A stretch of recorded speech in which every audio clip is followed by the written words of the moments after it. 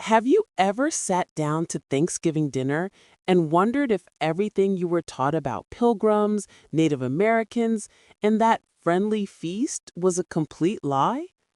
What if I told you the real story involves starvation, betrayal, disease, and a celebration that had nothing to do with peace or friendship? Stick around for the next 30 minutes because today we're exposing the shocking, forgotten, and sometimes brutal real history of Thanksgiving. No myths, no fairy tales, just the raw truth historians don't want in your school books. By the end of this video, you'll know exactly what really happened in 1621, why America turned it into a national holiday 242 years later, who rewrote the story and why, and the one dark detail about that first Thanksgiving that will make you see the entire holiday completely differently. Hit that like button right now if you're ready for the truth. Let's dive in. 1621. A tiny group of starving religious refugees. A native nation that saved them from extinction. One shared meal that America turned into a 400-year myth. This is not the Thanksgiving story you learned in school. This is the real one, and it's darker, stranger, and far more important than you've ever been told. Stay until the end, because the truth will change how you see America forever. The real history of Thanksgiving, from Plymouth Rock to modern myths. They weren't called pilgrims, they called themselves saints. They were English religious extremists who believed the Church of England was satanic. They fled to Holland, then risked everything on a deadly voyage because they wanted to build God's kingdom on land that already belonged to someone else. Half of them died the first winter, not from cold, from starvation and disease.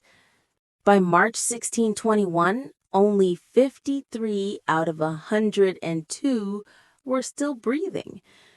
They buried their dead at night, so the natives wouldn't know how weak they were. Then came Squanto, kidnapped by English slavers, sold in Spain, escaped, walked across Europe, sailed home, only to find his entire tribe wiped out by plague. And yet, he chose to save the strangers. It wasn't called Thanksgiving. It was a 3-day harvest feast in October 1621. The Wampanoag brought 5 deer, 90 natives, 53 colonists. They ate outside. They shot guns for fun. It was diplomacy, not gratitude. For 50 years there was peace. Then the sons of the Pilgrims wanted more land. The son of the Wampanoag king who hosted that feast, they put his head on a pike in Plymouth for 20 years. Thanksgiving wasn't a national holiday until 1863, during the Civil War. A magazine editor named Sarah Josepha Hale begged 5 presidents. Finally, Abraham Lincoln said yes to unite a broken nation with a feel-good myth. Myth: Pilgrims and Indians were best friends. Reality: genocide. Myth: they ate turkey and pumpkin pie. Reality: no forks, no pie, probably eel and mussels. Myth: it's always been about gratitude. Reality: for many Native people, it's a day of mourning. Every year since 1970, on the 4th Thursday of November, Native Americans gather at Coles Hill in Plymouth, overlooking the statue of Massasoit, to mourn, not celebrate. 90% of the Wampanoag died from European diseases before the Mayflower even arrived. Yet, they still exist. This is their story now. For centuries, American children were taught a fairy tale. Here's the exact textbook page from 1950, and here's what really happened. 54 million turkeys die every Thanksgiving. The bird the Wampanoag brought? Wild. Today, it's factory-farmed horror. The day after gratitude became the biggest shopping day in America. The irony is brutal. The Puritans actually held Thanksgivings after massacring native villages. Seriously.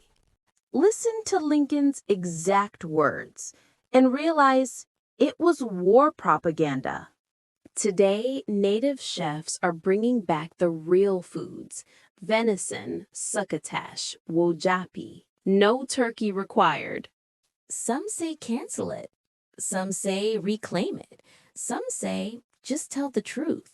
What do you think? Here's the deepest truth. The Wampanoag didn't save the Pilgrims out of kindness alone.